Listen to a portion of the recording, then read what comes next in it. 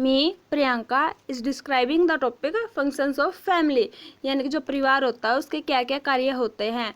जो परिवार होता है वो समाज की तरह होता है, लेकिन समाज जो होता है वो बड़ा होता है और फैमिली क्या होती है वो छोटी होती है। सबसे छोटा समूह जो माना जाता है समाज के अंदर वो क्या होता है, फैमिली होती है।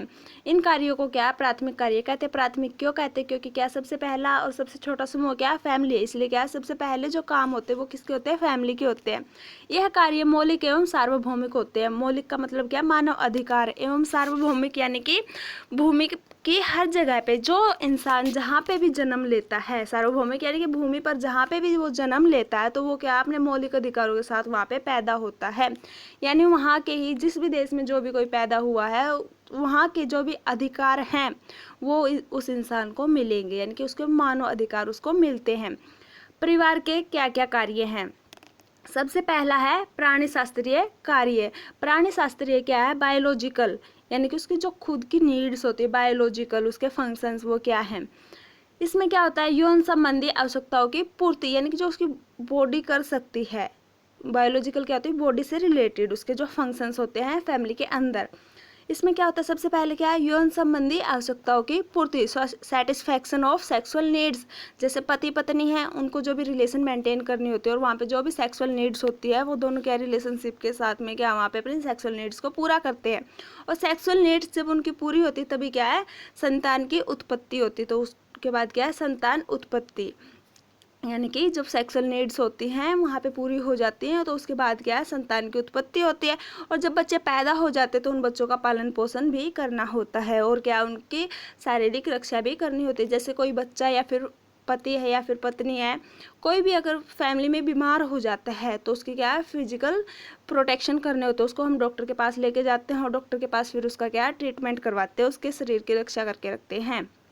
उसके बाद है मानव वैज्ञानिक। ये क्या था, हमारा बायोलॉजिकल यानी कि शरीर से रिलेटेड जो भी उनके कार्य हैं, ठीक है। उसके बाद है मनोवैज्ञानिक। मनोवैज्ञानिक क्या होता है, साइकोलॉजिकली, यानी कि जो दिमागी कार्य होते हैं मन के। इसमें क्या है, शारीरिक नहीं होते, इसमें क्या मानसिक होते। ये शारीरिक सुरक्षा के अलावा, शारीरिक सुरक्षा तो ये थी, अब क्या है, इसके अलावा क्या मानसिक सुरक्षा प्रदान करना भी क्या है, परिवार का एक मुख्य कार्य होता है।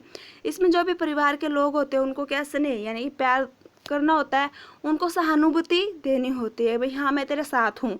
अगर कोई गलत काम कर देता हो तो उसको सुझाव देना होता है, चाहे वो गलत करता है या नहीं करता, लेकिन फिर भी क्या फैमिली के मेंबर्स को सुझाव देना होता है। अनुकरण, अनुकरण क्या होता है, उनकी देखा देखी देख रेख करनी होती है। सहयोग, हर एक को क्या है सहयोग, अगर कोई भी कोई सुझाव मांगता है तो उसको उसमें सहयोग देना होता है। जैसे कोई फैमिली का मेंबर कुछ काम करना चाहता है तो दूसरे फैमिली मेंबर्स को उसका साथ देना चाहिए, उसको सहयोग देना चाहिए। और भी बहुत सारी मनोवैज्ञानिक क्रियाएं हैं, ये सब क्या थी, मनोवैज्ञानिक क्रियाएं थी, यानी कि प्यार करना, सहानुभूति दिखाना, सुझाव देना, देखा रेखी करना और उनका सहयोग देना, ये सब क्या है, मनोवैज्ञानिक क्रियाएं हैं। परिवार जो कि क्या है, परिवार में विकसित होती है। परिवार में अकेलापन अनुभव नहीं करते। इसमें क्या होता है, जो मनोवैज्ञानिक में क्या है, किसी भी सदस्य को अकेलापन अनुभव नहीं करने देना होता है, यानी कि ये होता है कि हाँ भाई मैं तेरे साथ हूँ तो अकेला नहीं है।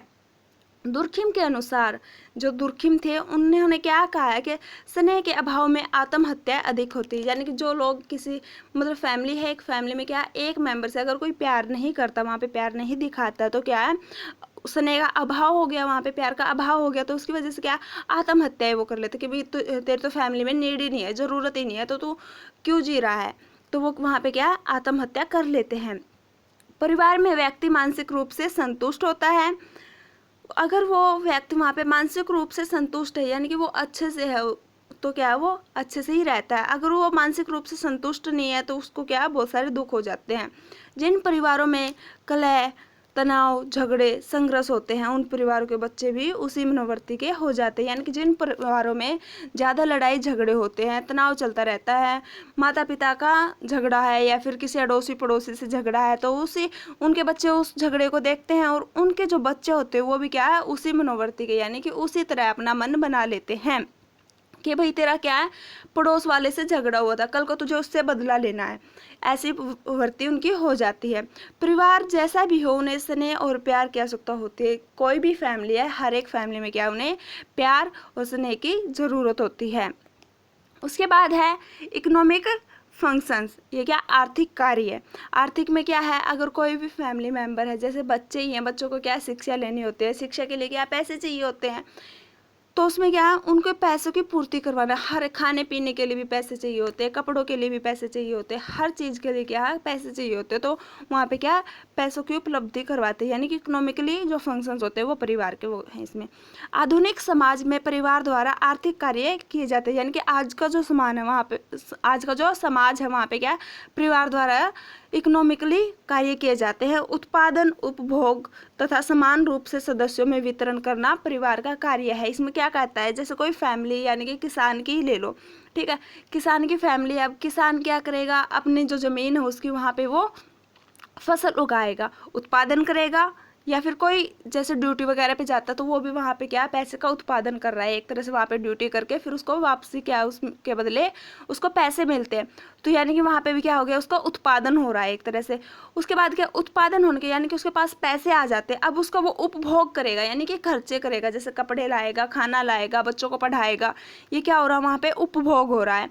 तथा समान रूप से सदस्यों में वितरण करना परिवार का कार्य। ये नहीं है कि सिर्फ एक जो फैमिली है कि उसके सिर्फ एक ही सदस्य के लिए वो ये सब करेगा, नहीं, वो क्या, परिवार के सभी सदस्यों के लिए कुछ न कुछ करेगा, जिसको भी जितनी ज़रूरत होगी उसकी ज़रूरतें पूरी करता है।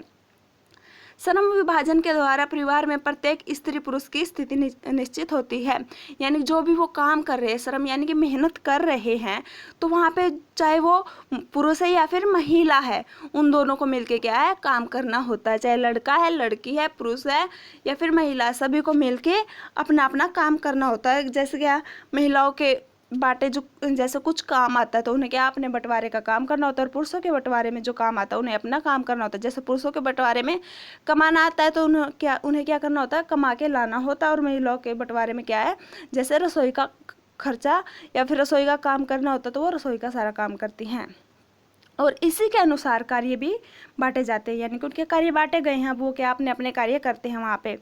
माता पिता द्वारा धन कमाया जाता है, संपत्ति का प्रबंध परिवार का कार्य है, यानी कि जो माता पिता होते हैं वो क्या करते हैं, धन कमाते हैं, ठीक है, और इस तरह से क्या है, संपत्ति का प्रबंध परिवार का कार्य है, यानी कि घर की मैनेजमेंट को बनाए रखना जो भी है, यानी कि घर में पैसे लेके आना किसका काम है, वहाँ का जो मुखिया होता है या फिर माता पिता होता है उसी का ये कार्य है। उसके बाद है सामाजिक कार्य।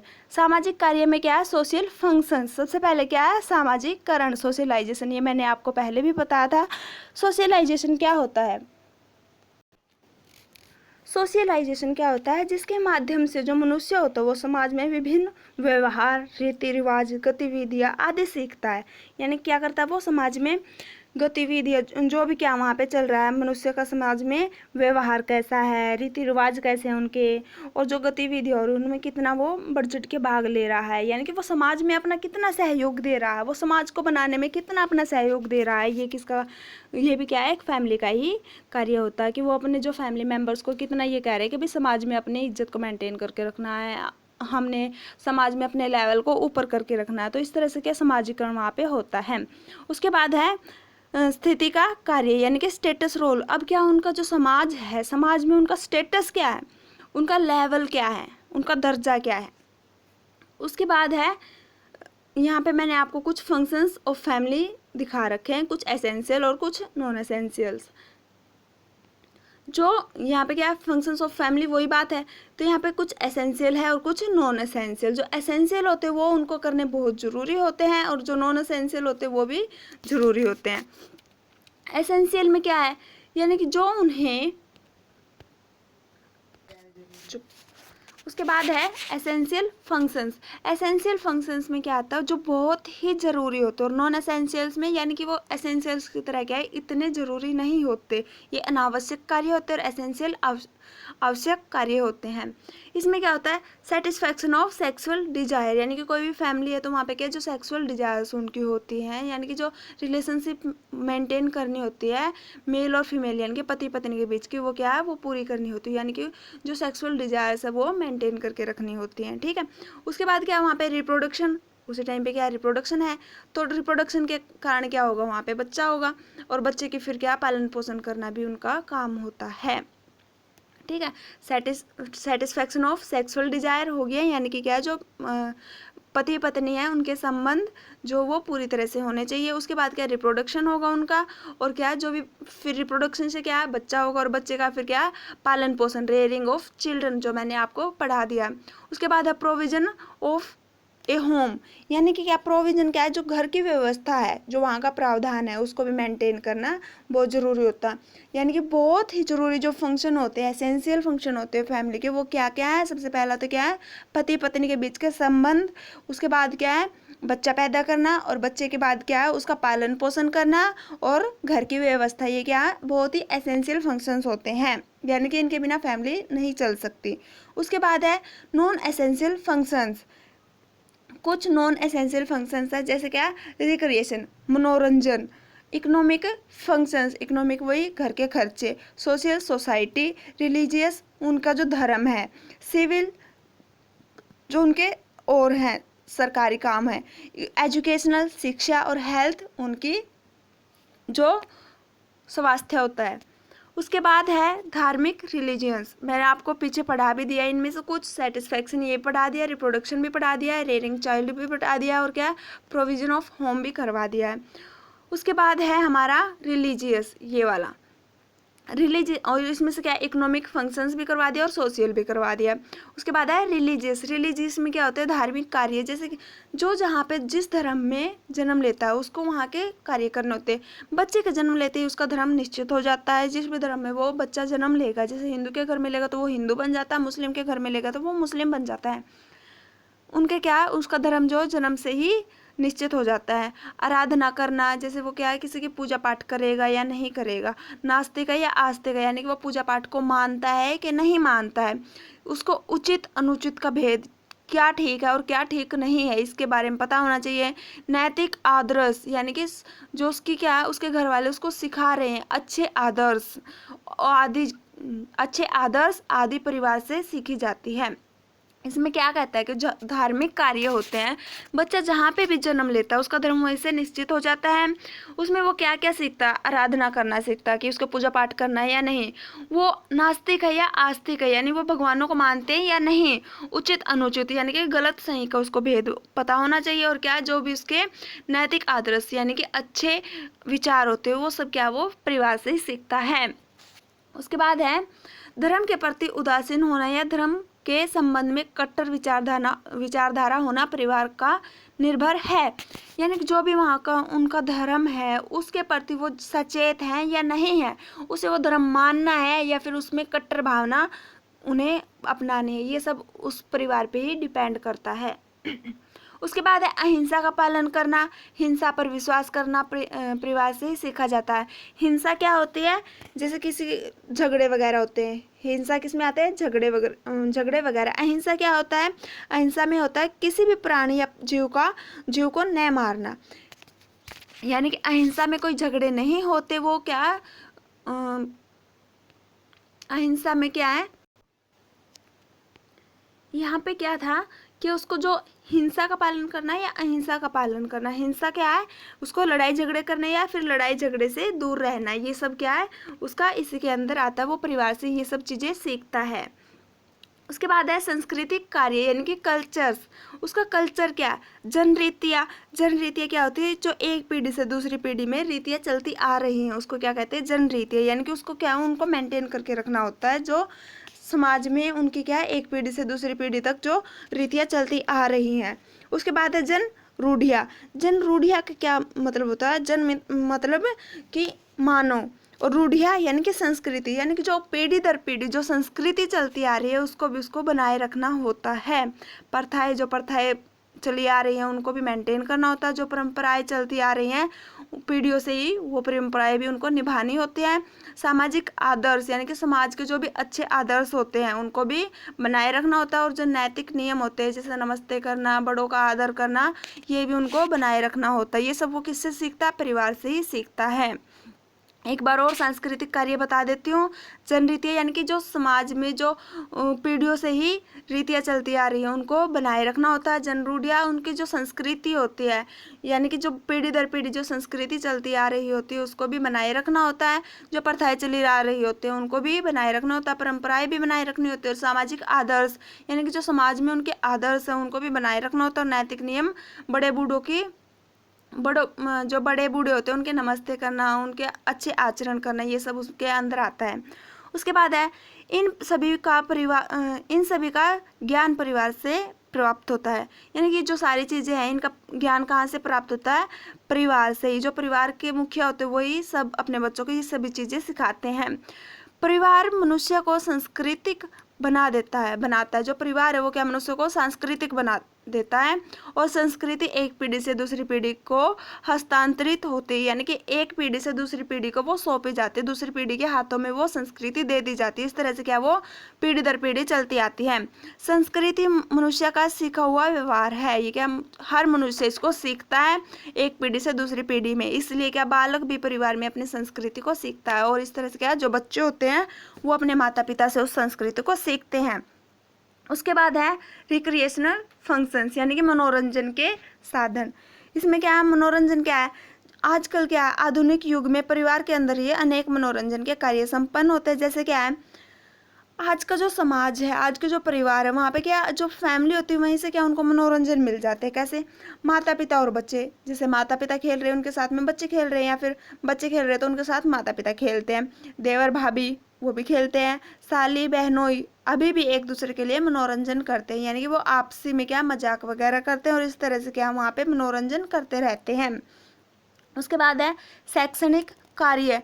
जो भी कोई माता पिता है या फिर कोई अंकल आंटी दादा दादी कोई भी है और उनके घर में बच्चे हैं तो वो क्या अपने हर बच्चे को क्या वहाँ पे शिक्षा देते हैं। चाहे वो स्कूली शिक्षा है या फिर सांस्कृतिक शिक्षा है, चाहे वो कुछ भी सिखाए, वो क्या है शैक्षणिक कार्य होते हैं। एजुकेशनल फंक्शंस उनको क्या एजुकेशन सिखाते हैं। उसके बाद है राजनीतिक कार्य पॉलिटिकल में क्या आता है? परिवार में ही राजनीतिक संगठन होता है। परिवार में भी क्या होता है एक तरह से जैसे राजनीति होती है, राजनीति में क्या होता है कोई प्रधानमंत्री है, कोई मुख्यमंत्री है, ये सब होता है। इसी तरह से परिवार के अंदर भी एक मुखिया होता है। क्या होता है? परिवार के अंदर भी एक मुखिया होती है। प्रत्येक परिवार में एक व्यवस्था कायम रहती है और क्या वो मुखिया जो होता है वो उसकी व्यवस्था को बनाए रखता है। घर में मुखिया परिवार का प्रमुख होता है। जो घर में मुखिया होता है वो परिवार का मुख्य सदस्य होता है यानी कि सभी उसी की ही बातें मानते हैं। मुखिया का ही वहाँ पे शासन चलता है। बड़े बूढ़ों से परामर्श लिया जाता है। जो मजूमदार था उसके अनुसार क्या है? मजूमदार वैसे क्या होता है? मजूमदार एक तरह से जो गोत्र होता है वो भी माना जाता है। मजूमदार के अनुसार क्या था? कर्ता को ही परिवार का सभी विषयों पर निर्णय लेने का अधिकार होता है। वही परिवार का जूरी व जज होता है। इसमें क्या कहते हैं? जो काम करने वाला होता है वही क्या होता है? परिवार का मुखिया होता है। यानी कि जिसने परिवार में सबसे ज़्यादा काम किया और जो सबसे बड़ा वहाँ पे है वो क्या है? परिवार का मुखिया है। तो जो भी करता होता है उसी के परिवार, उसका जो परिवार है, परिवार में जो भी विषय होगा, जो भी निर्णय लेना होगा वो कौन लेगा? वहाँ का मुखिया लेगा। यानी कि जो परिवार का मुखिया होता है वो वहाँ का क्या होता है? वहाँ का वकील भी होता है और जज भी होता है वही। उसके बाद है बिजांस एवं बिजांस के अनुसार। जो बिजांस जो बी सांझ एवं बी सांझ था, इसके अनुसार क्या है? परिवार मौलिक एवं सार्वभौमिक संस्था है। प्रत्येक समाज का जिंदा रहना इस पर निर्भर है।